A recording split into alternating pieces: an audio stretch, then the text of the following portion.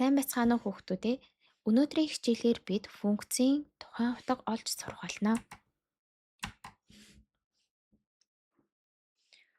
Функцийн тухайн утга олох бодлого нь хувьсгчийн тодорхой тоон утганд функцийн утга хэдвэ гэсэн хэлбэртэй байдаг.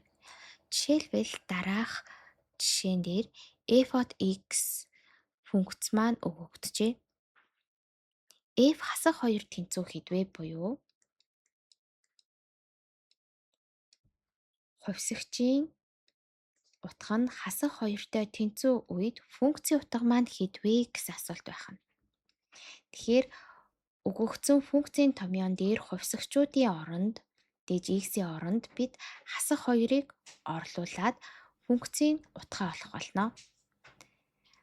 Хасах 2-ын квадрат хасдаг нь 3-ыг үржих нь хасах 2.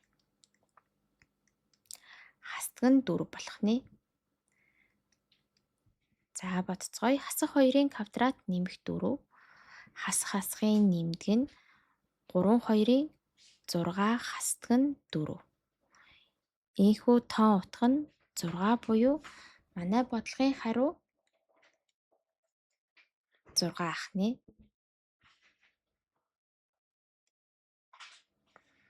За дараах жишээг харцгаая.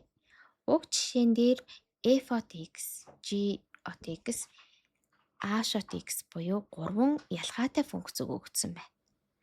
Дараах илэрхийллийн утгыг олцгоё. 3-ыг үржих нь g от x, g от t-г хасдаг нь 11-ийг үрждэг нь h от 3. Нэгдүгээр үйлдэл нь мэдээж функцүүдийн тухай утгыг олно. G функцийн тухай утгыг олцгоё. Тэгэхээр хувьсгчийн оронд бид t-ийг орлуулнаа гэсэн. За G функцээ харцгаая. G функцийн хувьсгчийн оронд бид t-ийг орлуулвал функцийн утга хэд гарах вэ? T-гээс хасдаг нь 8, хуваах нь 4. Хасах 8-ыг 4-т хуваагаад хасах 2 гарч байна. Хоёрдугаар үйлдэл нь h от 3-ыг олцгоё. Тэгэхээр хувьсгчийн оронд бид 3-ыг орлуулах нь функцийнхээ. Тэгэхээр манай хувьсгч хэд байсан бэ? Бүгдээр харцгаая. Бид хувьсгчийн оронд 3-ыг орлуулахад хасах 2-ыг үржих нь 3 болж орж ирэх юм. Тэгэхээр 2-ыг үржих нь 3, хасдаг нь 1. Тэнцүү 6-аас хасах нь 1 буюу 5 гарч байгаа ах нэ.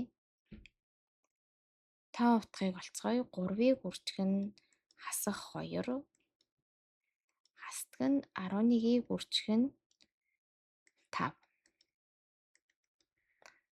Хасах 6-аас хасдаг нь 55 буюу хасах 61 гарч байна. Тэгэхээр уг бодлогын хариу нь хасах 61 гарч байна. За дээрх 2 жишээ ойлгомжтой байсан гэдэгт найдаж байна. За сүүлийн жишээтэй танилцъя. Дараах 3 функцүүд өгөгдөжээ. Тэгвэл бид g от f хасах 1-ийг олцгоё. За g функцийн хувьсгчийн оронд бид f хасах 1 буюу бүхэл бүтэн функцийн утгыг орлуулж байна. Тийм учраас үүнийг давхар функц гэж нэрлэдэг. Нэгдүгээр үйлдэл нь дотор талын функцийн утгыг олох юм. Буюу бид хамгийн түрүүнд f хасах 1, f от хасах 1-ийг олъё. Тэгэхээр f функцийн хувьсгчийн оронд бид хасах 1-ийг орлуулвал хасах 1-ийн квадратаас хасдаг нь 4. Хасах 1-ийн квадрат 1-ийг тиймээс 1-ээс 4-ийг хасаад хариу нь хасах 3 гарч байна. Хоёрдугаарт нь бид g функцийнхээ утга хувьсгчийн утганд саяны олсон хасах 3-ыг орлуулах болно. Тэгэхээр эхлээд функцийн дотор талд байгаа функцийн утгаа олоод уг функцийн утгаа гадна талын функц буюу g функцэд орлуулах нь. За тэгэхээр g функцийг бүгдээрээ харцгаая. G функцийн x-ийн оронд бид хасах 3-ыг орлуулъя. Тэгэхээр хасах 2-ыг үржих нь хасах 3 болж орж ирэх юм. Хасах 2-ыг үржих нь хасах 3. Хасдаг нь 8. Хуваах нь 3. За тоон утгыг хамтдаа гаргая. Хасахын нэмэх. Тийм учраас нэмэх 6-аас хасах нь 8, хуваах нь 3. Ийхүү утга нь хасах 2-ыг хуваах нь 3. Тэгэхээр манай функцийн утга маань хасах 2-ыг хуваах нь 3 гарч байна. Ийхүү бид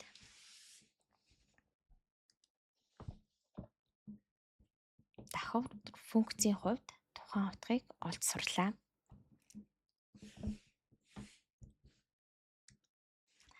Та бүхэн өнөөдрийн сурснаа баттгаж дараах дасгалуудыг бие даан ажиллаарай.